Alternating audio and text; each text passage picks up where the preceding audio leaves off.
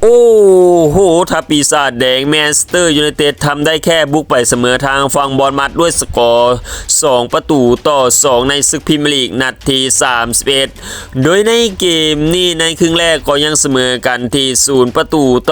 0-0มาต่อในครึ่งหลังทางฝั่งทัพปีศาจแดงแมนเชสเตอร์ยูไนเต็ดก็พยายามดิ้นเกมลุกมากขึ้น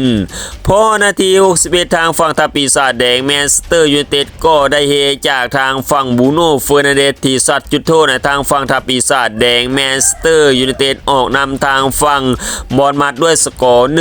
1-0ในนาที61โอ้โหสุดๆจริงๆทางฝั่งทัพปีศาจแดงแมนเชสเตอร์ยูไนเต็ดเอาจนได้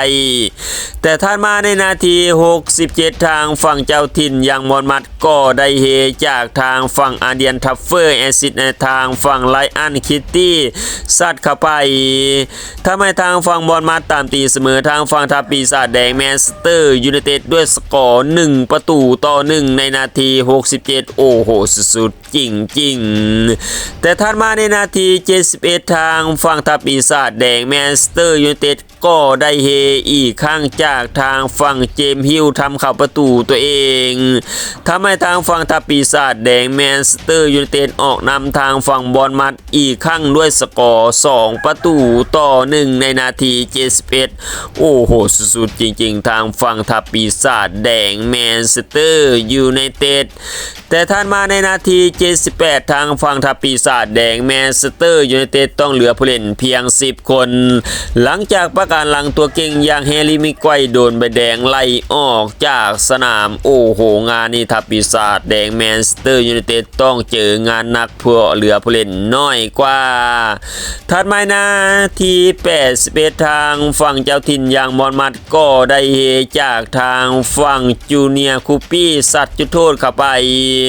ทำให้ทางฝั่งบอร์นมัธตามตีเสมอทางฝั่งทัพปีศาจแดงแมนเชสเตอร์ยูไนเต็ดด้วยสกอร์2-2โอ้โหสุดๆจริงๆหลังจากนั้นทั้ง2ทีมก็ทำประตูเพิ่มมาได้ทำให้จบลงด้วยทางฝั่งบอร์นมัธเปิดบ้านเสมอกับทางฝั่งทัพปีศาจแดงแมนเชสเตอร์ยูไนเต็ดด้วยสกอร์2-2ในศึกพรีเมียร์ลีกนัดที่31สถิติหลังเกมทางฝั่งเจ้าถิ่นอย่างบอร์นมัธครองบอลไปถึง 55% ส่วนทัพปีศาจแดงแมนเชสเตอร์ยูไนเต็ดในเกมนี้พวกเขาครองบอลไปเพียง 45% ส่วนทางฝั่งเจ้าถิ่นอย่างบอร์นมัธในเกมนี้สร้างโอกาสยิงถึง16ครั้งเข้ากรอบ5ครั้งเป็น2ประตูส่วนทางฝั่งทัพปีศาจแดงแมนเชสเตอร์ยูไนเต็ดสร้างโอกาสยิง14ครั้งเข้ากรอบ5ครั้งเป็น1ประตูอีก1ประตูมาจากการทำเข้าประตูตัวเองของทางฝั่งเจมส์ฮิลนั่นเองหลังจากจบเกมนี้ทั้ง2ทีมก็แบ่งแต้มกันไปทีมละ1แต้มส่วนทางฝั่งทัพปีศาจแดงแมนเชสเตอร์ยูไนเต็ดลั่งอยู่ในอันดับที่3ของตารางศึกพรีเมียร์ลีกหลังจากแข่งไปแล้ว31นัดมี55คะแนนไม่รู้เสียบวกอยู่